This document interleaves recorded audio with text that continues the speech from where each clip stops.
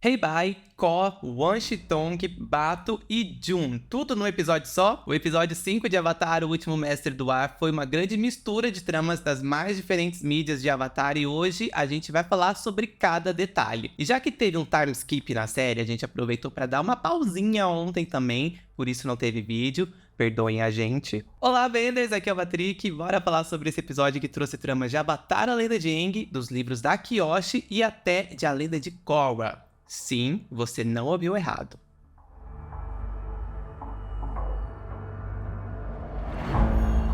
Esse episódio se inicia de um jeito que talvez tenha pegado algumas pessoas de surpresa, com um trio fugindo de soldados da Nação do Fogo. Eles terminaram o episódio anterior ainda em Omashu, então o que aconteceu para que eles estivessem no meio de uma batalha de repente? A resposta é muito simples, existe um time skip, como eu comentei, entre o episódio 4 e 5 da série. A gente não sabe exatamente quanto tempo se passou entre um episódio e o outro, mas parece ter sido de pelo menos algumas semanas, visto que os personagens citam algumas situações que ocorreram nesse período, como o Sokka aparentemente ter flertado com uma menina da Nação do Fogo. Como é que eu ia saber que ela era soldada da Nação do Fogo?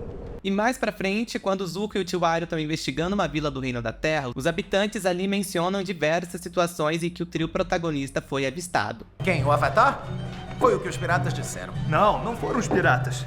Foi o guia do Canyon. Ele disse que o Avatar botou alguns monstros no Canyon. E pra quem não reparou, todas essas situações que eles citam aqui são acontecimentos que foram mostrados em tela na animação. A gente esperava que algumas coisas fossem cortadas na transposição de animação pro live action, porque simplesmente não teriam dinheiro suficiente numa primeira temporada para adaptar absolutamente tudo da história. Eles acabaram juntando algumas tramas em outros episódios, mas foi legal ver que mesmo algumas que não chegaram a ser mostradas em tela foram mencionadas, o que significa que elas aconteceram mesmo que a gente não tenha visto. O primeiro homem menciona um grupo de piratas que avistou o Avatar, uma clara referência a um grupo de personagens que teve um papel bem relevante em diferentes mídias de Avatar, e uma certa importância antagonista para o trio. A primeira aparição deles provavelmente é a que o homem menciona, quando o trio tá visitando Pia dos Mercadores e acaba indo de encontro com esse grupo pirata. No desenho, são eles que possuem o pergaminho de dobra d'água que aqui foi dado para Katara pela Kanna, mas na animação ela acaba roubando dos piratas que se juntam ao Zuko e ao Airo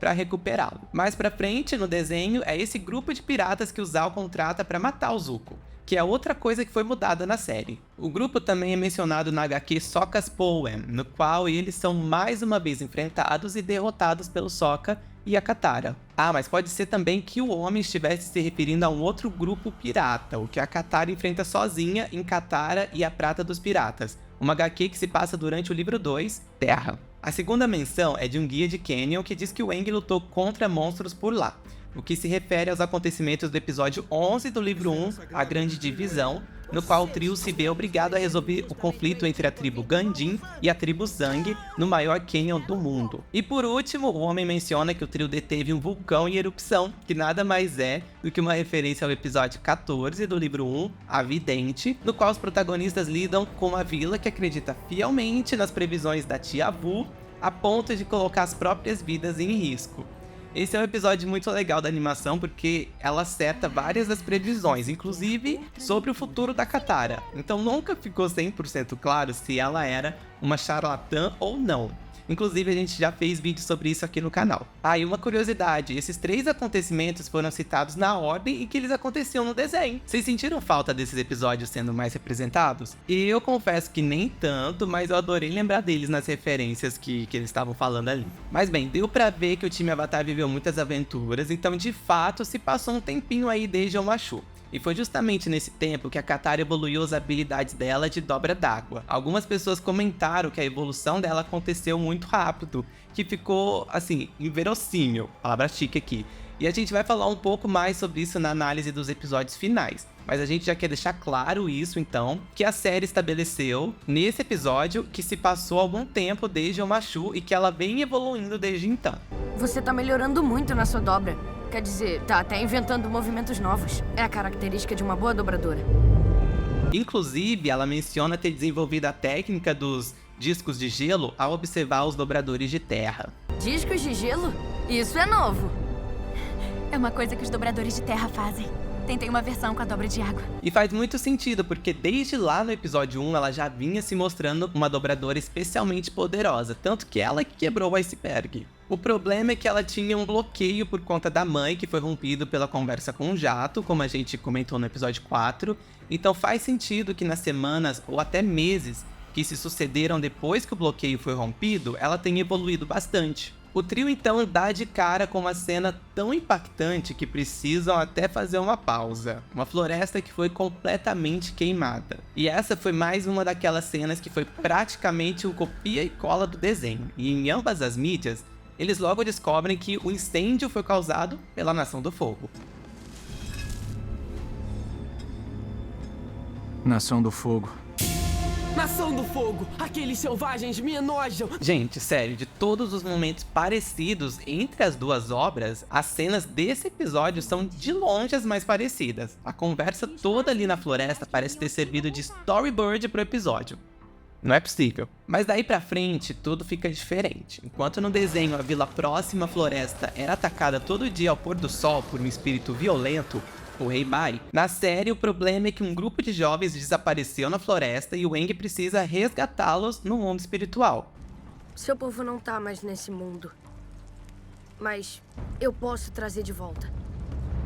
No desenho também tinha uma questão de que eles estavam se aproximando do solstício de inverno, que fazia com que a linha entre o mundo físico e o mundo espiritual ficasse mais tênue, enquanto aqui é a própria localização da vila que tá no lugar em que essa linha é mais fraca. E acho que esse é o momento ideal pra gente falar sobre como a existência do mundo espiritual foi abordada aqui na série. Na animação de A Lenda de Aang, o mundo espiritual era tratado como uma segunda camada do mundo físico, digamos assim. Como se houvesse um véu que separasse os dois, que se sobrepunham. Acontece que em A Lenda de Korra, essa definição passou a ser um pouco diferente. Enquanto no desenho do Aang era preciso meditar e realizar uma projeção astral para acessar o mundo espiritual, a Lenda de Korra trouxe a existência de portais para o universo da série, tornando o mundo espiritual fisicamente acessível. Muitas pessoas repararam nessa mudança conceitual e a gente, inclusive, falou sobre isso com o roteirista Aaron E. Hess na entrevista que a gente fez com ele aqui para o canal. Então, para quem não acompanhou a Lenda de Korra, essa situação de uma floresta que pode levar pessoas ao mundo espiritual e até mesmo Sokka e a Katara terem se projetado junto com Aang pode ter parecido uma mudança conceitual feita pro live action, mas a verdade é que esse conceito da forma que é mostrado em Korra é o que vem sendo adotado pelos livros que contam as histórias dos avatares passados. Afinal, a grande jornada do Kuruki foi sobre fechar fendas espirituais e impedir que espíritos negativos fossem pro mundo físico. Ou seja, o live action tá, na verdade, adaptando o conceito de mundo espiritual que o Avatarverso vem trazendo nos últimos 10 anos. E é por isso, talvez, que a gente não teve aquela cena do desenho em que o Iroh vê o dragão do Roku, porque a gente tá falando de dois conceitos de mundo espiritual diferentes aqui. E por mais que visualmente ele se assemelhe muito mais ao que era mostrado do mundo espiritual de A Lenda de Aang, com cores escuras e sombrias, em vez dos cenários coloridos e vibrantes de Korra, o conceito por trás é o que foi estabelecido depois. E vale lembrar que é estabelecido no Avatarverso, especialmente nos livros da Kyoshi, que emoções são capazes de transformar o mundo espiritual. Então faz todo sentido que uma região com uma vila que tem sofrido tanto tenha um mundo espiritual mais triste e tenso. É também em A Lenda de Korra que nós vemos um personagem que ascendeu para o mundo espiritual e acabou ficando ali em vez de ir para o plano astral seguinte. Olá, Korra. Ele já era uma pessoa muito espiritual no fim da vida, tanto que conseguia ver espíritos durante o solstício. E em seus últimos dias acabou indo de vez pro mundo espiritual. Da mesma forma aqui, no live action, a gente tem o monge Gyatso que decidiu ficar mais um tempo no mundo espiritual para reencontrar o Aang uma última vez antes de seguir pro próximo plano. Inclusive, é muito lindo como ele fala ali pro Aang que a culpa do genocídio não foi dele, que ele não podia ter feito nada para impedir, que a Nação do Fogo avançaria da mesma forma e que ele teria morrido junto com todos os nômades. Você não poderia ter feito nada se tivesse ficado. Porque essa é a verdade. Mesmo que as pessoas, incluindo os avatares antigos, estejam constantemente falando pro Aang sobre a responsabilidade que ele tem e como não pode fugir delas, A verdade é que ele não estava pronto para enfrentar a Nação do Fogo durante aquele ataque. Mesmo que tivesse ficado no templo, ele teria morrido em batalha. Eles provavelmente partiriam para aniquilar todos os dominadores de água para garantir que o próximo Avatar não nascesse. Não foi culpa sua. Então, esqueça. Que cena mais linda, gente. Que adição perfeita pro live action que, se eu parar pra analisar mais um pouquinho, assim, já vou me emocionar de novo. O Gyatso esperando todo esse tempo pra garantir que o Aang se livre da culpa que ele sabia que o Aang ia sentir. O cuidado do Gyatso, o amor. Na hora eu só fiquei implorando pra ele se despedir direitinho do Aang, que tava todo empolgado dizendo que voltava mais tarde, e o Gyatso só concordando, mas transparecendo que eles não teriam mais tempo. Depois que eu salvar os meus amigos, vamos ter tempo.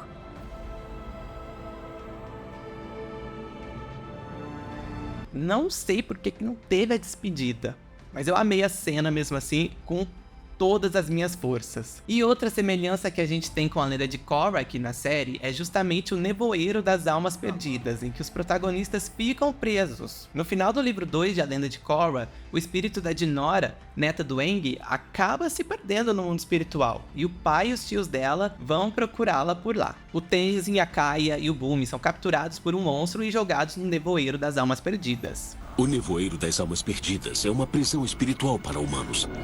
Eu li sobre ela num texto antigo. Eles encontram uma pessoa bem peculiar lá, que a gente não vai citar aqui pra não dar spoiler pra quem ainda não viu Korra e pretende ver. Da mesma forma que no live action o Aang consegue se manter mais imune aos efeitos do nevoeiro do que a Katara e o Sokka, por conta de sua elevação espiritual, o Tenzin também resiste mais do que os irmãos. Quem são vocês? Kaia, somos seus irmãos. Tem que lembrar antes que o nevoeiro a infecte. Nas duas obras, os trios se separam e cabe ao Nômade do Ar resolver a situação. Em Korra, a gente não vê os conflitos dos outros dois personagens, só as reações deles às visões. Mas aqui o nevoeiro retoma as lembranças mais dolorosas do Sokka e da Katara, fazendo com que eles enxerguem a verdade. No caso da Katara, nós somos levados mais uma vez ao flashback da morte da Kaia, a mãe dela. Mas agora com uma nova informação que deixa tudo ainda mais tenso e que dá ainda mais sentido pro bloqueio que a Katara vinha tendo em relação à dobra dela. A Kaia não simplesmente morreu para proteger a Katara, mas morreu por causa da Katara. É claro que a Nação do Fogo não ia embora dali sem matar alguém que fosse a última dobradora de água, e a Kaia provavelmente iria se sacrificar de qualquer forma. Mas do jeito que a série colocou, a Katara acabou chamando atenção para si ao tentar dobrar a água contra o soldado. E isso fez com que a mãe tivesse que correr para se sacrificar. Então, na cabeça dela, não é uma simples questão de a mãe ter se sacrificado para que ela pudesse viver, mas ela se culpa porque pensa que isso talvez pudesse ter sido evitado se ela tivesse ficado quieta ali no canto. E isso estabelece um paralelo muito interessante com o conflito do próprio Aang, que se pergunta o que teria acontecido se ele não tivesse saído para espairecer no dia do festival do Grande Cometa. Já o arco do Sokka nos leva de volta a mais um episódio da animação clássica, com o Bato e o teste do desvio de gelo. É um rito de passagem para os jovens membros da Tribo da Água. Quando eles fazem 14 anos, o pai leva... Quer saber? Você vai descobrir. No desenho, os irmãos reencontravam o Bato numa encosta do Reino da Terra e se divertiam com a história do passado, enquanto Aang se sentia excluído a ponto de esconder o mapa que os levaria até o pai, por medo de ser abandonado. Aqui, não tivemos essa trama, até porque ela nem encaixaria muito bem nesse momento da história, mas tivemos o Bato e o teste na memória do Sokka. Nas lembranças, o Sokka está sendo condecorado por ter passado no teste, mas a verdade é que ele só conseguiu porque o Bato o ajudou. Isso fez com que, mesmo ganhando sua marca, aquela na testa, ele virasse piada do resto da vila, e uma decepção pro pai. É muito doloroso ver o Sokka ouvindo a fala do Hakuda sobre como ele esperava mais do filho e acreditava que ele se destacaria quando vida de pessoas estivesse em suas mãos. Ele realmente não acreditava que o Sokka estava apto para liderar, e isso explica ainda mais o porquê do Sokka agir como age, tentando impor sua liderança a qualquer custo e se preocupando tanto com a vida da Katara e dos outros habitantes, depois de ter sido deixado no comando. A gente, fala sério, vocês acham mesmo que eles iam se dar o trabalho de escalar um ator para ser o Bato e nomear ele na série se ele não fosse ter uma importância maior depois? A trama que é mostrada no desenho não tem nada que obrigue que ela aconteça durante o livro 1, e considerando que o Sokka não passou sozinho no teste no passado e se envergonha disso, é muito possível que o trio ainda esbarre no Bato na próxima temporada e a gente tenha a trama do desenho com o Sokka agora conseguindo passar no teste de verdade. O que vocês achariam disso? E é justamente no episódio do Bato do desenho que a gente conta com a aparição de outra personagem que fez sua estreia no 5º episódio da série, a June. No desenho, enquanto o trio se divertia com o Bato e passava no teste, o Zuko e o tio Iroh tentavam convencer a misteriosa caçadora de recompensas a rastreá-los. Com a diferença de que, na animação, quem tinha essa ideia era o Zuko. Enquanto aqui, ele ainda estava naquela onda de ninguém pode descobrir sobre o Avatar, mesmo meio mundo já sabendo. E quem vai atrás dela é o Iroh. E em relação a June, teve uma mudança aqui na série que a gente aqui da equipe apreciou muito, que foi a relação dela com o tio Iroh. No desenho, ele se apaixonava por ela à primeira vista e ficava flertando com ela e olhando para ela de umas formas bem incômodas, digamos assim, já que é ela quem flerta com ele, e é uma única frase de um jeito super discreto, ali na brincadeirinha. Essa passa porque o seu pai é fofo. Foi uma mudança sutil, mas que mostra que as pessoas por trás da série reconhecem que algumas coisas não funcionaram muito bem na animação e mudaram elas para uma forma que encaixasse melhor, assim como aconteceu com a Caverna dos Dois Amantes no episódio anterior. Além disso, ainda esse ano a gente vai ter o lançamento de uma HQ focada na June e no Iroh, e considerando que a série tem se mostrado bastante alinhada com o conteúdo editorial de Avatar, pode ser que a abordagem da relação dos dois na HQ seja mais parecida com o que a gente viu aqui no live action. Mas bem, continuando a trama ali do mundo espiritual, ambas as memórias da Katara e do Sokka acabam com os dois sendo sequestrados por ninguém mais, ninguém menos do que o Korra.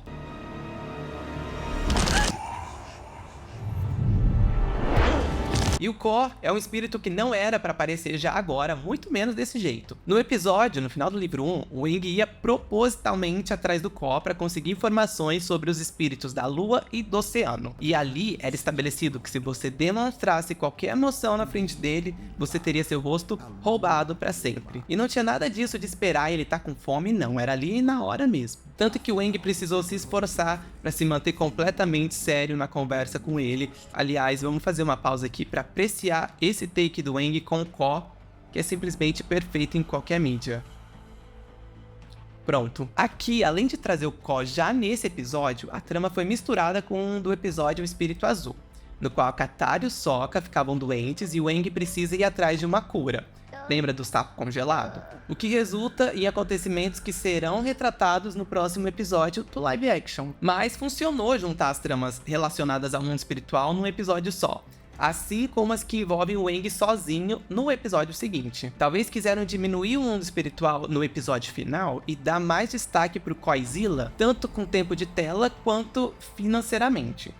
Enfim, tem muita informação nova sobre o Korra e a gente vai falar melhor sobre elas no próximo vídeo. Mas aqui no episódio 5 já temos algo bem importante. Ele não só batalhou contra o Kuruki e roubou o rosto da amada dele, mas também batalhou contra o Roku e teve um objeto roubado pelo Avatar. E aqui vale a gente trazer uma reflexão sobre o papel que o Korra vem tendo no Avatarverso com o passar dos anos. No desenho, os personagens davam a entender que a grande batalha da vida do Kuruki foi contra o Korra. Mas aí, eu perdi a mulher que eu amava para o Korra, o ladrão de rostos. Esse tinha sido o acontecimento que marcou a vida dele e parecia ter sido a coisa mais importante que ele fez. Mas nos livros da Kyoshi foi revelado que não, e há quem acredite que isso tenha sido um retcon. Na verdade, a grande luta do Kuruki foi contra o chefe Vagalume, um espírito maligno que quase infestou o mundo físico e que deu trabalho até para Kyoshi depois. Isso acabou tirando um pouco do peso da batalha dele contra o Korra, que passou a ser apenas o acontecimento do fim da vida dele. Aí agora na série a gente tem essa informação de que ele também batalhou contra o Roku.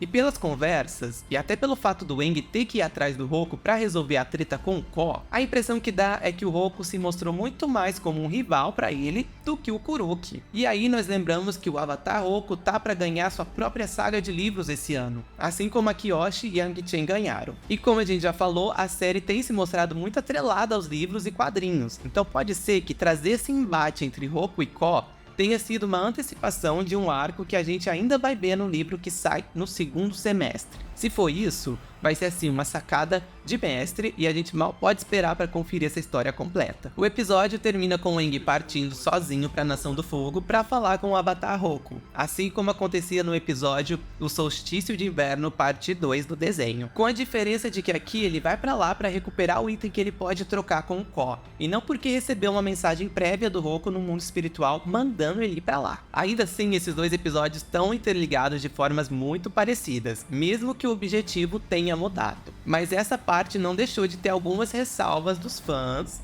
porque essa mudança de objetivo também tirou conhecimento do Roku sobre a volta do cometa de Sozin no desenho, que ditava o senso de urgência do Aang em aprender todos os elementos antes dele voltar. O objetivo da temporada agora não é 100% em busca de mestres na tribo d'Água do Norte para o Aang aprender a dobra de água, mas sim tentar evitar um desastre que a Kyoshi disse pra ele que vai acontecer por lá. O cometa não foi descartado, no episódio 8 a gente fala melhor dele, só tiraram um senso de urgência em cima do Aang por enquanto. Mas o que vocês acharam disso? Sinceramente, eu comecei essa série tão de mente aberta que eu acho que eu tô recebendo a maioria das coisas tranquilamente, mas isso é meio que individual. Eu quero saber mais sobre como vão desenrolar o assunto do que reclamar que não tá igual ao desenho, vocês me entendem? E enquanto tudo isso estava rolando, nós também tivemos, em paralelo, mais desenvolvimento do arco da Azula. Inclusive, vocês perceberam que ela dominou fogo azul pela primeira vez nesse episódio? Quando a Azula batalha pela primeira vez no livro 2, ela já aparece dominando fogo azul, mas isso daqui se passa antes da primeira aparição dela lá. Então faz sentido que seja uma habilidade que ela ainda estava desenvolvendo, especialmente se for rolar um time skip entre as duas temporadas, como tudo indica que vai. E aí sim, na segunda temporada, vem a Azula que todo mundo conhece. Também em paralelo, vemos o Zal contratando os arqueiros Yunnan, que aqui se transformaram em arqueiras. No desenho, depois de ser promovido a almirante, o Zal obrigava o Shinu a emprestar seus arqueiros para capturar o Aang. Aqui as arqueiras são enviadas como reforços pelo Ozai por uma recomendação da Azula. Se eu fosse você, mandaria mais recursos pro Zal, pra ver o que ele faz se tiver apoio. E essa mudança, junto com a ideia de transformar os arqueiros num grupo só de mulheres, fez a gente se perguntar se as Guerreiras de Fogo, o grupo que a Azula lidera na HQ Fumaça e Sombra, vai aparecer mais cedo na série e ser formado pelas arqueiras Yunnan. O que vocês acham dessa possibilidade? De forma geral, esse episódio misturou vários pontos, personagens e elementos das mais diversas mídias de Avatar. Algumas coisas funcionaram bem, outras mais ou menos. Foi muito legal trazer a June para o mesmo episódio que tivesse um flashback com o Bato, por exemplo, e também misturar o episódio do mundo espiritual com o do Ko. Mas, por outro lado, o que foi essa aparição do Washitong? Por que ele não estava protegendo a biblioteca? Será que ele existe lá e aqui tudo ao mesmo tempo? Eu já tô muito curioso para saber o desenvolvimento da parte da biblioteca, caso venha a ter. E apesar do CGI impecável do Washitong, tem até quadro fechado no olhão dele, sem defeitos, talvez pudesse ter sido aquele espírito babuíno no lugar dele? Pra manter a surpresa na biblioteca depois? Embora! Ainda está aqui? Gente, será que nem vai ter a biblioteca e aí já quiseram dar uma aparição pro Washitong? E por que será que eles não quiseram mostrar a versão panda do Rei Bai? Ele vai ficar na forma monstruosa pra sempre. E não vamos entrar na questão da Yue como raposa, porque a gente já vai ter muito a falar sobre isso nas análises dos episódios finais. Mas sabe o que esse momento lembrou? De quando o Aang tem a visão da Toph montada no javali voador, lá no episódio do pântano no livro 2, como uma pessoa que ele ainda ia conhecer. A Katara também teve uma visão da mãe dela no pântano, que trouxeram pra visão dela no nevoeiro também. E o Sokka teve uma visão da Yue, que já tinha virado a lua. Yue? É só um truque da luz, gás do pântano, eu bati com a cabeça. E de certa forma, ele viu a Yue na série também, só que em forma de raposa e sem ser uma visão. Aquele espírito está sofrendo muito. Acho que eu bati a cabeça com força. Esse episódio foi um divisor de opiniões aqui na equipe, mas no geral a recepção dele foi positiva. Mas e vocês, o que vocês acharam dessa mistureba toda? Contem pra gente e amanhã a gente volta com a análise do episódio 6. E não se esqueçam que domingo, dia 3 de março, tem a nossa live comentando a temporada toda junto com vocês. Ativem um lembrete dela aqui na descrição. E por hoje é isso, Benders. Até o próximo vídeo. Tchau!